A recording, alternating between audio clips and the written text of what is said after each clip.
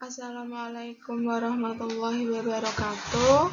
Kami dari kelompok 9 akan mempresentasikan hasil diskusi kami yang berjudul Manajemen Pembelajaran RA atau PAUD.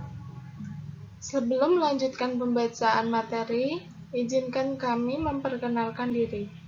Saya Angelina Firdausi dengan NIM 20031066041 dan teman saya Fahrina Jauzar Rahma dengan NIM 20031066037.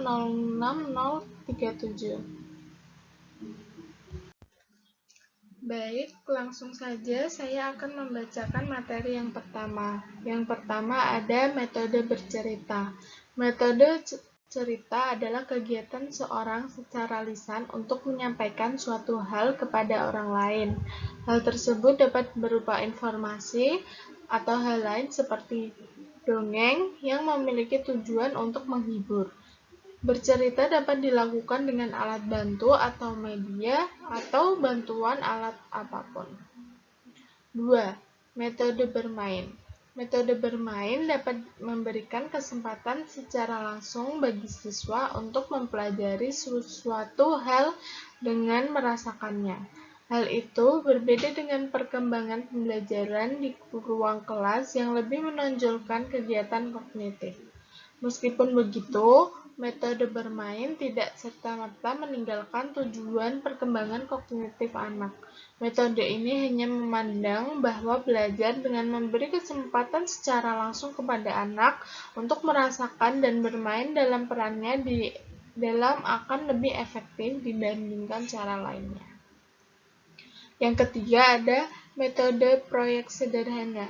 Metode proyek artinya melakukan pekerjaan. Metode proyek dalam pembelajaran artinya memberikan pekerjaan kepada siswa untuk menyelesaikan suatu persoalan tertentu.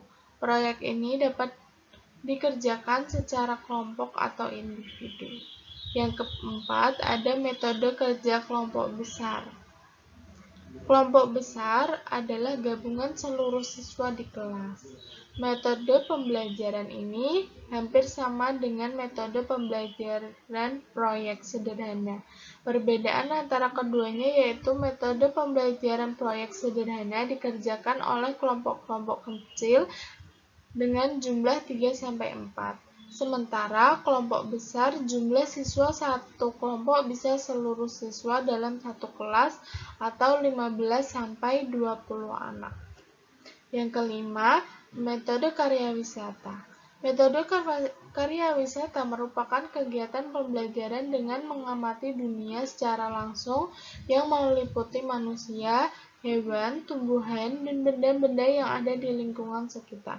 Metode karya wisata memberikan kesempatan kepada siswa untuk mengobservasi, mengamati, menemukan secara langsung dengan melihat objek yang mereka pelajari secara langsung. Yang keenam, ada metode tanya-jawab. Metode tanya-jawab adalah metode pembelajaran yang dilakukan guru dengan memberikan pertanyaan kepada siswa dan siswa menjawabnya. Sebaliknya juga dapat dilakukan dengan memberikan kesempatan kepada siswa untuk bertanya dan guru menjawab. Yang ketujuh, ada Beyond Center Circle Time atau BCCT. Metode pembelajaran BCCT merupakan metode pembelajaran di mana guru sebagai pendidik menghadirkan dunia nyata di dalam kelas dan mendorong siswa untuk membuat hubungan antara pengetahuan, pengalaman, dan penerapan dalam dunia nyata. Yang kedelapan ada Circle the Time atau lingkaran kalender. Metode pembelajaran Circle the Time merupakan metode pembelajaran yang menggunakan kalender sebagai tema-tema pada materi pembelajaran. Pembelajaran dengan metode ini menghubungkan antara hari besar di kalender dengan tema-tema pembelajaran. Guru menandai hari besar yang ada di kalender dan selanjutnya menggunakan sebagai tema pada pembelajaran yang ada di kelas atau luar kelas.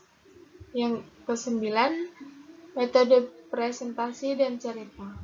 Metode presentasi dan cerita adalah salah satu metode yang khusus di PAUD secara dilakukan dengan memberikan kesempatan kepada siswa menyampaikan informasi yang mereka miliki dengan cara bercerita. Kegiatan bercerita biasa dilakukan setiap pagi dengan memilih 2-3 anak untuk menceritakan pengetahuan mereka tentang topik tertentu. Topik tersebut selanjutnya diangkat dalam materi pelajaran pada hari itu. Biasanya metode ini dilakukan 3 kali dalam 1 minggu dengan siswa yang presentasi acak atau bergantian.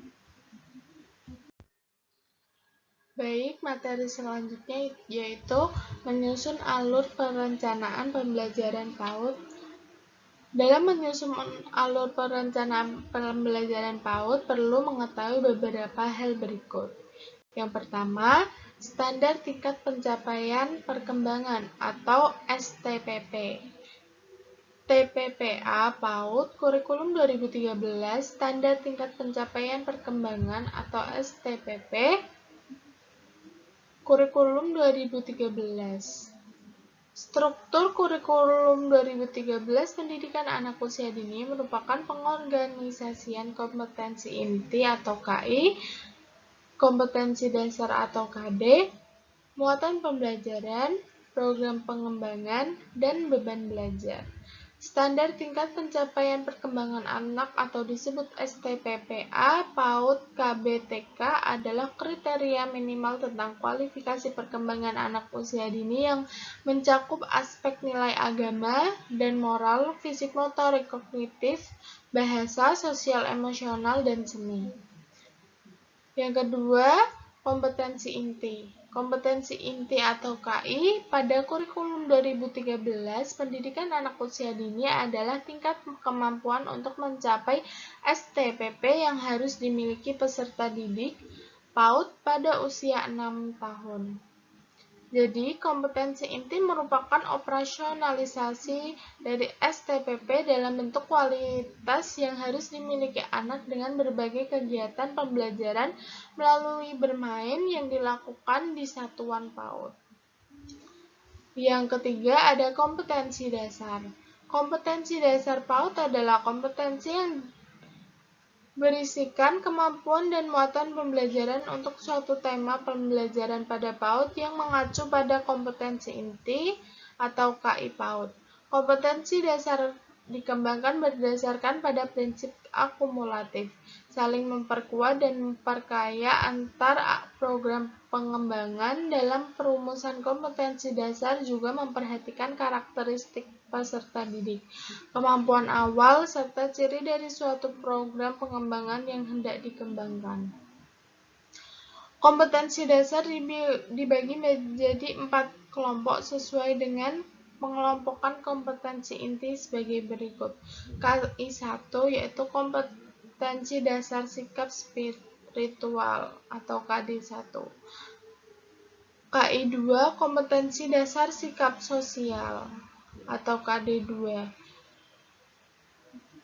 KI 3 kompetensi dasar pengetahuan atau KD3. KI 4 kompetensi dasar keterampilan atau KD4. Yang keempat, menurunkan KD menjadi materi atau muatan ajar. Cara menurunkan kompetensi dasar menjadi materi muatan ajar pada pembelajaran PAUD, hal terpenting adalah proses pembelajaran yang menumbuhkan anak senang belajar, senang melakukan proses saintis, bukan menekankan pada penguasaan materi karena penilaian asesmen pada program anak usia dini merujuk pada tahap perkembangan. Inilah keunikan kurikulum 2013 pendidikan anak usia dini.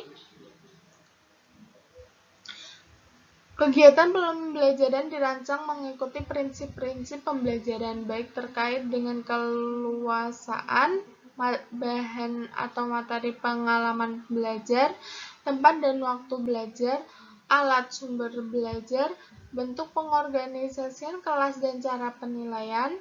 Dalam kegiatan pembelajaran PAUD, pendidikan perlu memberikan dorongan dan dukungan kepada peserta didik untuk mengungkapkan kemampuannya dalam membangun gagasan. Selanjutnya ada pengelolaan proses kegiatan pembelajaran di lembaga PAUD, yaitu ada beberapa aspek. Yang pertama, cara mengelola pembelajaran di PAUD. 2. Sistem dan fungsi pengelolaan pembelajaran. 3. Prinsip pengelolaan pembelajaran. Dan 4. Perencanaan pengelolaan kelas atau pengelolaan pembelajaran PAUD. Yang kelima, ada pelaksanaan pembelajaran. Selanjutnya, materi akan dibacakan oleh Mbak Fahrina. Media bermain anak di lembaga PAUD. Yang pertama yaitu permainan motorik. Permainan ini dibagi menjadi dua, yaitu motorik kasar dan motorik halus. Motorik kasar contohnya yaitu permainan sepak bola, basket, kejar-kejaran, dan permainan lompatan. Contoh permainan motorik halus seperti menggambar, mewarnai, dan mengambil biji dengan sumpit. Dan juga permainan playdown. Permainan kognitif. Permainan ini bermanfaat untuk melatih kemampuan anak sehingga perkembangan otak atau kecerdasan anak bisa berkembang secara maksimal. Yang ketiga yaitu permainan sosial atau interpersonal. Permainan ini biasanya dimainkan secara berkelompok atau berpartner sehingga memungkinkan anak-anak untuk terlibat aktif bersama orang lain. Yang keempat yaitu permainan berkarakter. Permainan ini dilakukan untuk melatih aspek emosional anak agar anak-anak tumbuh menjadi anak yang berakhlak mulia dan menumbuhkan sifat empati kepada sesama dan semua cipta Tuhan. Terima kasih dari kelompok kami. Baik, selanjutnya saya akan membacakan materinya, yaitu pelaksanaan pembelajaran. Salah satu pendekatan pembelajaran yang digunakan dalam kurikulum 2013 adalah pendekatan tematik terpadu. Pelaksanaan pembelajaran dilakukan melalui pembelajaran langsung dan tidak langsung. Yang pertama yaitu pembelajaran langsung adalah proses pembelajaran melalui interaksi langsung antara anak dengan sumber belajar yang dirancang dalam rencana pelaksanaan pembelajaran mingguan atau RPPM dan rencana pelaksanaan pembelajaran harian atau RPPH. Pembelajaran langsung berkenan dengan pengembangan pengetahuan dan keterampilan terkandung dalam kompetensi inti 3 atau pengetahuan dan kompetensi 4 atau keterampilan. Yang kedua yaitu pembelajaran tidak langsung adalah pembelajaran yang tidak dirancang secara khusus namun terjadi dalam proses pembelajaran langsung. Melalui proses pembelajaran langsung untuk mencapai kompetensi pengetahuan dan keterampilan akan terjadi dampak ikutan pada pengembangan nilai dan sikap yang terkandung dalam kompetensi 1 atau sikap spiritual dan kompetensi 2 atau sikap sosial. Pembelajaran tematik terpadu dilaksanakan dalam tahapan kegiatan pembukaan, inti, dan penutup. Pembukaan inti dibagi menjadi 5, yaitu mengamati, menanya, mengumpulkan informasi, menalar, dan mengomunikasikan. Cukup sekian presentasi dari kelompok kami, kurang lebihnya mohon dimaafkan. Terima kasih. Wassalamualaikum warahmatullahi wabarakatuh.